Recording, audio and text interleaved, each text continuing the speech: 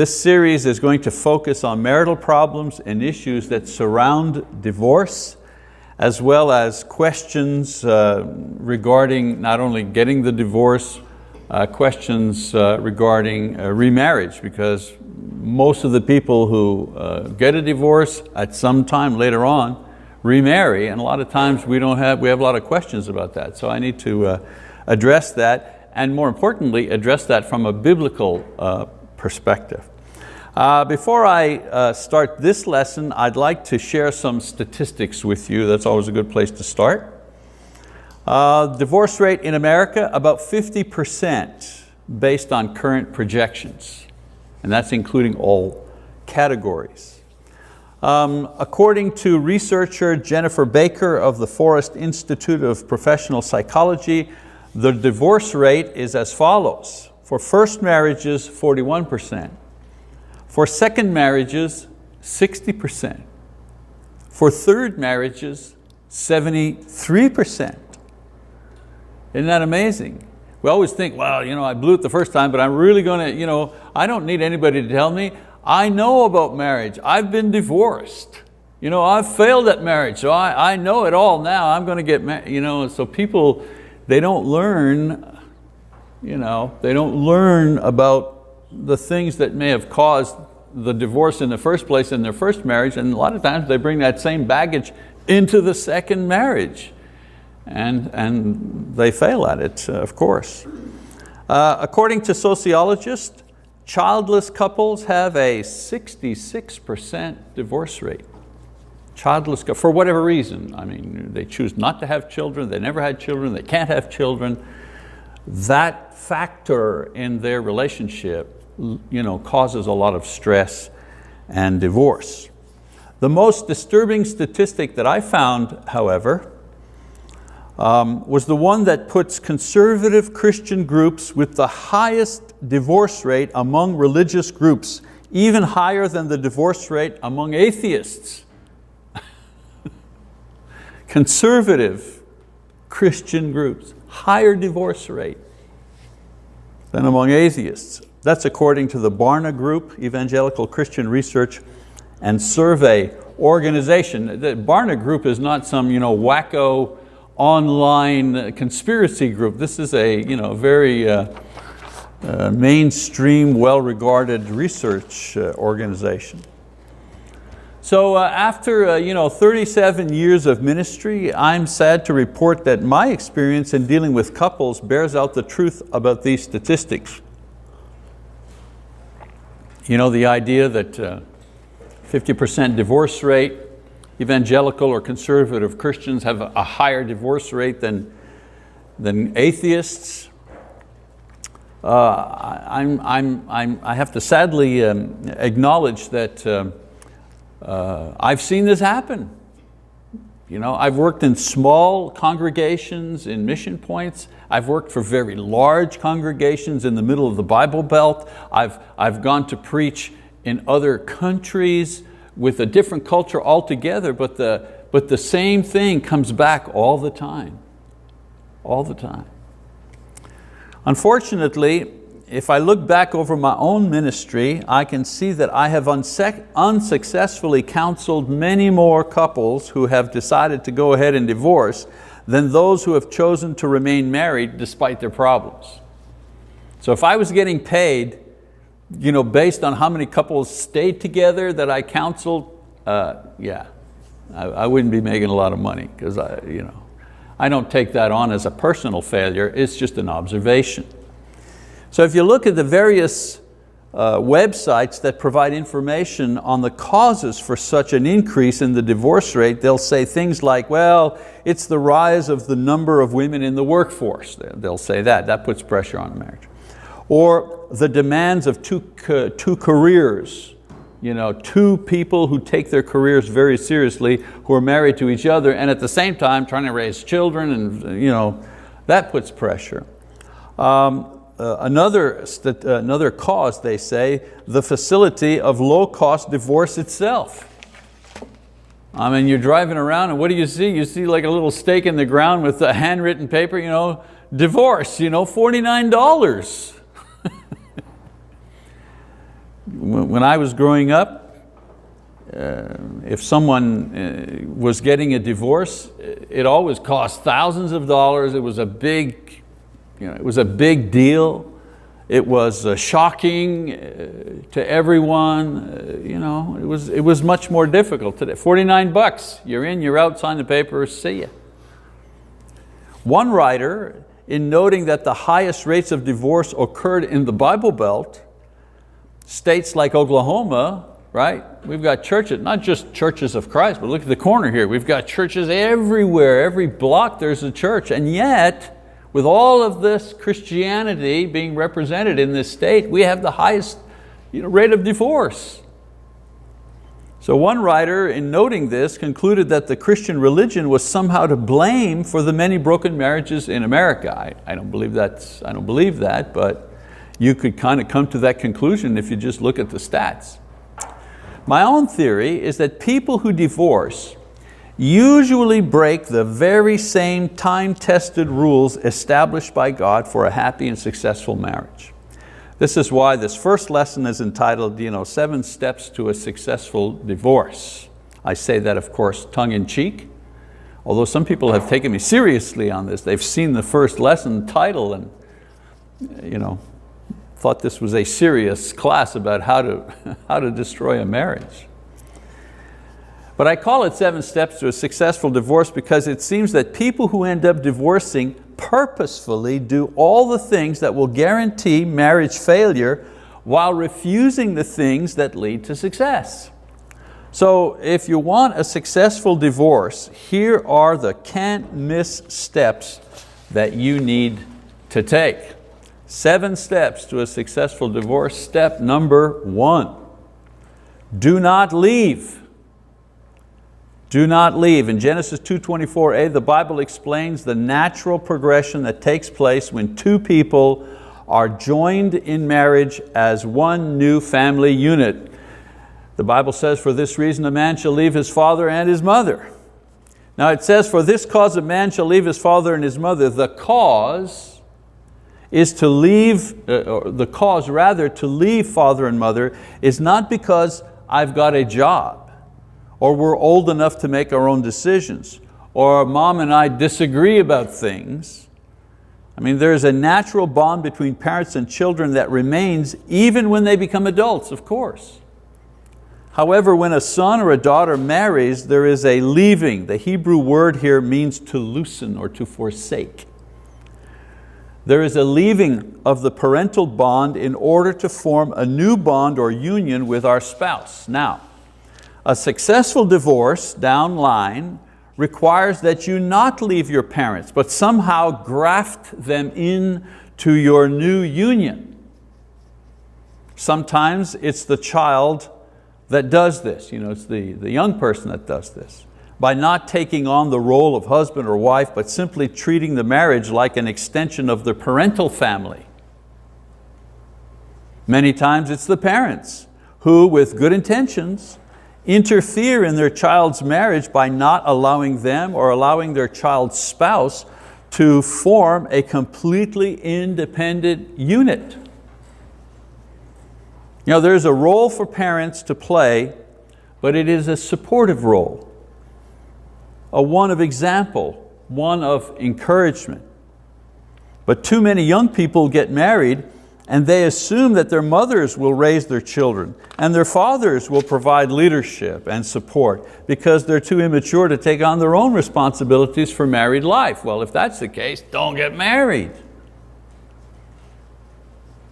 And too many parents enable their children's immaturity and self-centeredness out of a misplaced fear that their children might suffer if they don't smooth out every single bump in the road for them.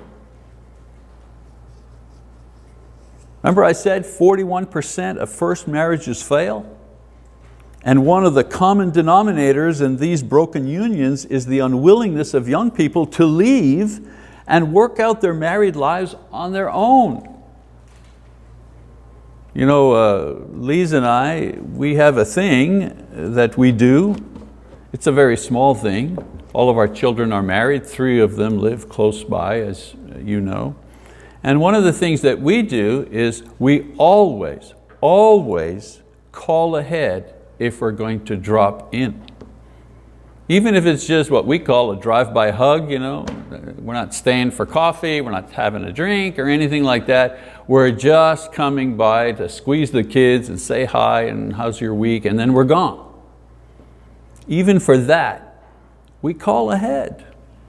We never just drop in out of the sky. Now my son and my son-in-law in the audience are probably going back, fact-checking what I've just said. But that is our intention. So if we want a successful divorce, see to it that you do everything you can to manage your children's marriage relationship. And you young marrieds, make sure you never leave home. Step number 2, do not cleave. That same passage in Genesis 2:24 goes on to say, they will leave father and mother and shall cleave, meaning join to his wife. The word cleave in some of the older versions means to cling or to stick to. For example, you're in a sailboat being tossed by an 80-mile-an-hour wind and huge waves. So what do? You cleave to the rail, or you cleave to the mast so you won't be swept overboard. That's the meaning of that word. Well, in a marriage, that cleaving is the creation of a special intimacy that no one can penetrate because it's off limits to everybody else except the two partners. And you create it through honest, constant, complete, and loving communication. But a successful divorce, if that's what you want, requires that you circumvent any attempt at clinging, cleaving, or communication. Make sure you do that. Guarantee your divorce. Make sure that your spouse is the last person to know anything that's going on. Make sure your spouse finds out about what's going on in your household on Facebook instead of from you. And, this is important, always confide your feelings to your Facebook friends or your co-workers instead of your spouse. And spare no effort to give your spouse the impression that they are not a priority with you. Some cleave to their jobs, or they cleave to their cars or their hobbies or their friends. Anything or anyone except the one that they originally left their parents to cleave or to cling to. So successful divorces report that the breakup was no big deal because they didn't feel that they were very important anyways. Jesus said, where your treasure is, there will your heart be also. And I'm saying to you, your spouse is your treasure here on this earth. So if you want to succeed at divorce, work at making your spouse anything but your first priority in human relationships. And you can't miss. You can't miss. Step number 3. Do violate the one flesh principle. In Genesis 2:24 and 5, the Bible says, and they shall become one flesh, and the man and his wife were both naked and not ashamed. So this simple phrase encompasses the entire mystery and beauty and sacredness of the sexual relationship that takes place within the framework of marriage. It's within this one flesh union that the couple experiences its deepest feelings of love and intimacy, pleasure, reassurance, and comfort. Author Tim Gardner in his book Sacred Sex says that sex is holy and is in some ways a foretaste of heaven. And sometimes we want to laugh when we hear that, but think about it for a second. When it's proper, when it's good, when it's right, when it's beautiful, is there anything physically that comes even close to that moment of sexual intimacy between two people? I get the idea that that's a foretaste of heaven. He's not saying that that's what heaven is like, but certainly to the height of pleasure and intimacy. So those who seek to successfully divorce, they need to find ways to violate this one flesh principle. In other words, try to add something else to the basic standard of one man bonded to one woman. For example, let's try bringing porn into the mix. Let's do that. Yeah, let's mix some pornography in there. Well, it's just me and my wife and the porn. Or let's be unfaithful emotionally with someone else. A lot of times, we're more intimate with our coffee break person than we are with our spouse. Even if we don't have a physical relationship with them, some people have an intimate relationship with them. And of course, let's be unfaithful physically with someone else. That's a good tactic. Perhaps you can use sex as a weapon or a bargaining chip to get your way. Yeah, that's good, do that. That'll really help. And by all means, make sure that you always focus on your own needs first. Make sure that you do that. Every successful divorce has unfulfilled sexual needs as a basic component. I'm not saying that it's always about sex. I'm not saying that it's always about sex. What I'm saying is that sex is usually one of the components that leads to a divorce. Step number 4, do not multiply. Do not multiply. The very first command God gave to man and woman was, be fruitful and multiply and fill the earth, Genesis 1:28. Do you think there's any relationship between the fact that in American society, women are having fewer children and having them later in life and the rising rate of divorce? Do you think there might be some link there somewhere? In 2010, last year we had some stats, the United States recorded its lowest birth rate in a century, 13 births per 1,000 people. This is not enough to replace our population at the current level. Why do you think there's such trouble with immigration? If we want to keep the population where it's at, we need our immigration because we're not reproducing fast enough to sustain our population, and we have to have this level of population in order to sustain the wealth of the country. If the United States goes down to being a nation that only has 100 million people, I guarantee you we're not going to have the same standard of living. So there's really the tension between immigration and no immigration, too much immigration. The cause of it is we're not replacing ourselves. And as I mentioned at the beginning, 66% of divorces happen to childless couples. Again, there are a lot of reasons people cannot have children, obviously. I'm just saying, the statistics say when there are no children, the rate of divorce is higher. So successful divorcing requires a commitment to worldly things like careers, toys, self-fulfillment, not time-consuming things like children, family, and home building. Oh no. Don't get involved, children and home building and things like that. Don't get involved in that kind of discomfort because you might succeed. All right, number 5, do not submit. So far I've spoken in general terms about what either spouse can do to sabotage their marriage, but now I'd like to get gender specific and start with the ladies. Now ladies, whatever you do, make sure that you undermine any attempt by your husband to take seriously what Paul says in Ephesians chapter 5, verse 22 to 24. And I've got it up there. It says, wives, be subject to your own husbands as to the Lord, for the husband is the head of the wife, as Christ also is the head of the church, he himself being the Savior of the body. But as the church is subject to Christ, so also the wives ought to be to their husbands in everything. So if your husband has any intention of becoming a spiritual or moral leader or gives any evidence that he wants to serve as provider and protector, if he gives off any of those vibes, make sure that you remind him that these are outdated ideas and have no place in today's real world. Make sure you do that. And let him know that no man will ever tell you what to do. and show him your paycheck as proof of your independence.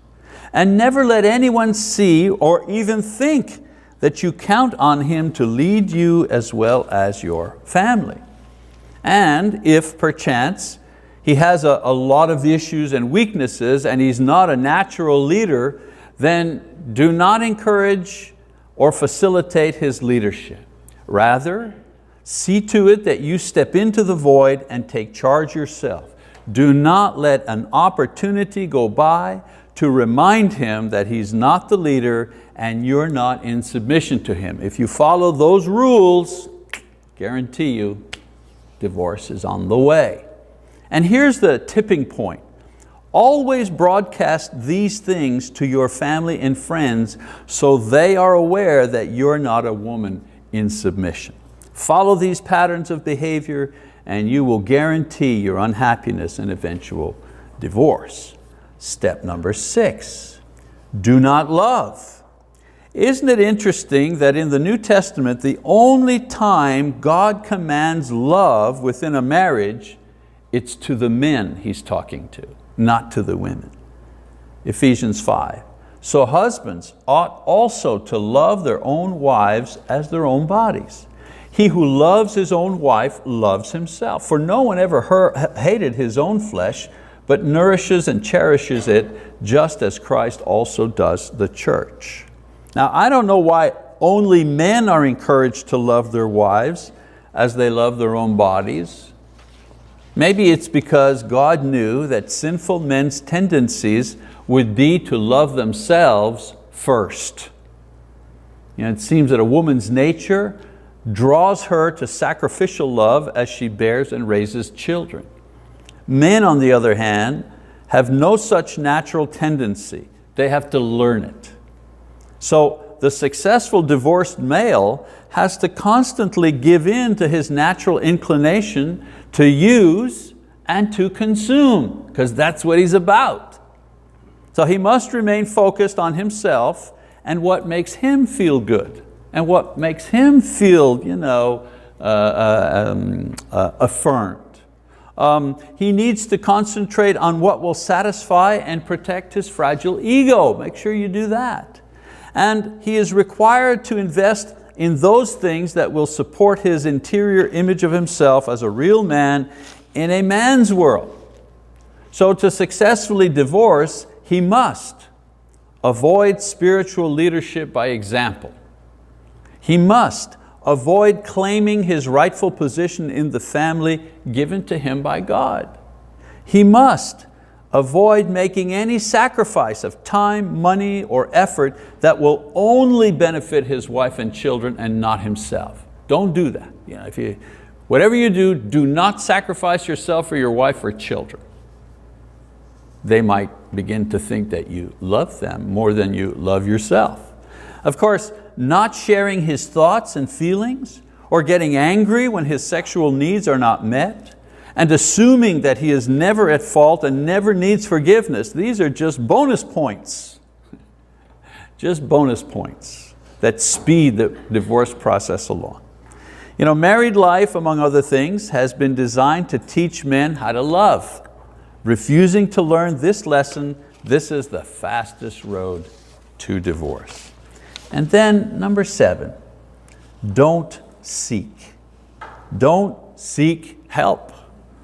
I've given some general principles and some gender-specific ones, and now one last idea intended for the couple.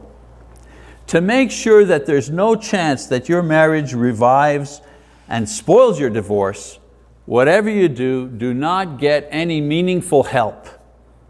God knows that when you take two sinful human beings and you set them into a lifetime commitment of marriage, there are going to be problems. This is why Paul spends a considerable amount of time in 1 Corinthians discussing the various issues surrounding troubled marriages.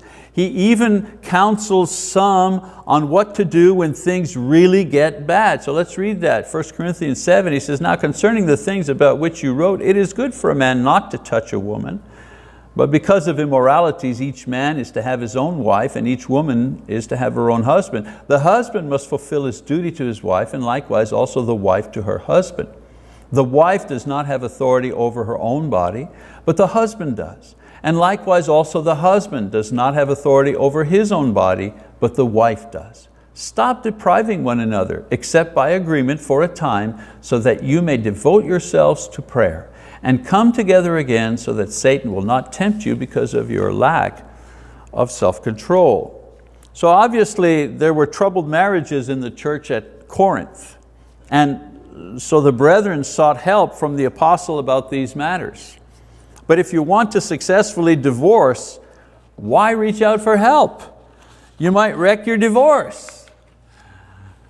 If you're serious about divorce, then you'll need to concentrate on ways of getting out of your marriage instead of ways of staying in your marriage. Maybe start a relationship with somebody else instead of working on the relationship you have with your spouse. That's one of the most common things I see in my experience. One of the partners, things are not going well. Instead of getting help, they start a relationship with someone else, and then they wonder why their marriage isn't kind of improving. Or perhaps you can round up a posse of people who can sympathize with you and make your spouse the common enemy. Maybe that's what you can do. Or my personal favorite, tell everybody who's willing to listen what a lousy marriage you have. Now, I repeat the essence of step number 7. Whatever you do, don't get qualified, certified, long-term help because it may just work and spoil the divorce. Of course, you can do what most people do to calm their conscience. Visit your clergyman a few times once the marriage is terminal and see if he can perform a miracle in resurrecting a dead relationship. This will help in the future when people ask, well, did you try counseling? Then you can answer, well, we even went to see our minister, but it didn't work. But under no circumstances are you to try heroic measures to save your marriage in the way that you try to save your life if you had cancer, for example. My point is, would you go through the same kind of pain to save your marriage as you would to go through to save yourself from cancer? Would you do 6 months of chemo? If the guy says, well, do 6 months of chemo, I think we can get the tumor and we can add 20, 30 years to your life. After all, you're only 50 years old, Would you do the 6 months of nausea and pain and sleeplessness? And would you do the 6 months to save your life? Well, would you do 6 months of intensive counseling to save your marriage? Successful divorces, they're difficult. They're difficult to accomplish in the face of, as I say, 6 months of intense counseling with a professional therapist working with a couple determined to save their marriage. And listen, I get it. I can almost hear the questions coming. It takes 2 people. Remember I said the couple is willing to work. Only one person can't save a marriage. One person going to counseling doesn't usually save the marriage. They got to be 2 people. Because the fault, the trouble, whatever the cause is, it's a 2-person thing. So let's summarize. There you have it, 7 steps to a successful divorce, 6 don'ts, 1 do. Number 1, don't leave parents. Allow them to interfere or replace your partner in priority. Number 2, don't cleave to your spouse. Make sure to love somebody else or something else first. Number 3, don't violate or don't cleave to your spouse. Allow someone else or something else to share your sexual intimacy. Number 4, don't multiply. Make something else the focus of your married life other than your family. Number 5, don't submit. Follow the world's advice on the role of women instead of God's word on the role of women. Number 6, don't love. Refuse to be the sacrificial leader of your home. Don't take on that role. Number 7, don't get any help. Look for excuses to break your vows instead of getting real help to keep them. Of course, for the record, you know that the last thing I ever want for anybody is for their marriage to end in divorce. What would be terrible is if somebody happened to go on the internet and miss the first third of this lesson and just pick it up at point number 3. They'd think that we're crazy here, we're mad. We have to realize that if we follow the steps that lead to divorce, that's where we'll end up. If we do these things, there's no way, there's no other solution, there's no other end rather. And it's amazing to me that year after year I see people who know the Lord, who believe, who know His word, refuse to follow His instructions in order to build strong marriages. Do leave parents and do cleave and make your spouse your priority and make sure everybody knows it. And don't violate in any way the one flesh principle. And do multiply and build your marriage and home and family on God's promises and His word. And do take on the roles assigned by God for men and women in marriage. And when there are problems, do everything you can to make your relationship work. Divorce is a terrible thing and quite painful, as many of our members who have been touched by divorce know. Thankfully, we have the grace of God and the mercy of the cross of Christ to wash away our failures, to wash away our sins in every area of life, and that includes the sin of divorce. But why go through the pain and heartache in the first place? Why risk our souls with such a sin? God's word tells us how to succeed at marriage, not divorce. There are thousands of books and seminars, each trying to explain how to have a happy marriage, and I applaud their efforts. But in the end, however, they all boil down to the simple things that we spoke of today. And of course, I've said these things a little bit tongue-in-cheek in order to kind of make my point here. But I don't minimize the seriousness of divorce, and I do not minimize the pain of it. I do not minimize the pain of it. It is an extremely excruciating experience. And unlike cancer, it just doesn't end. You don't just go through your treatment for 4 or 5 months and then you're okay. With a divorce, if it happens to you personally, never mind if it's in your family, it keeps affecting you. It goes on and on and on and on, not month after month, but year after year. So it is a very traumatic experience, and I certainly don't mean to make light of it. But I wanted this first lesson to kick off our series, to just point out the obvious. These things are so obvious. Now we're going to move on to other things. Next time we're going to talk about what to do in case of divorce. So we'll really get into the subject matter. You're in the middle of one, or you're about to have one, or your son or your daughter is having one, or whatever. What do you do? How do you handle that situation? So we're going to get into those kind of meat and potatoes issues. Then what happens after? Okay, you've been divorced. What happens now? What do we do now? So we'll cover all of that material as we work our way through that lesson. All right. So thanks for your attention.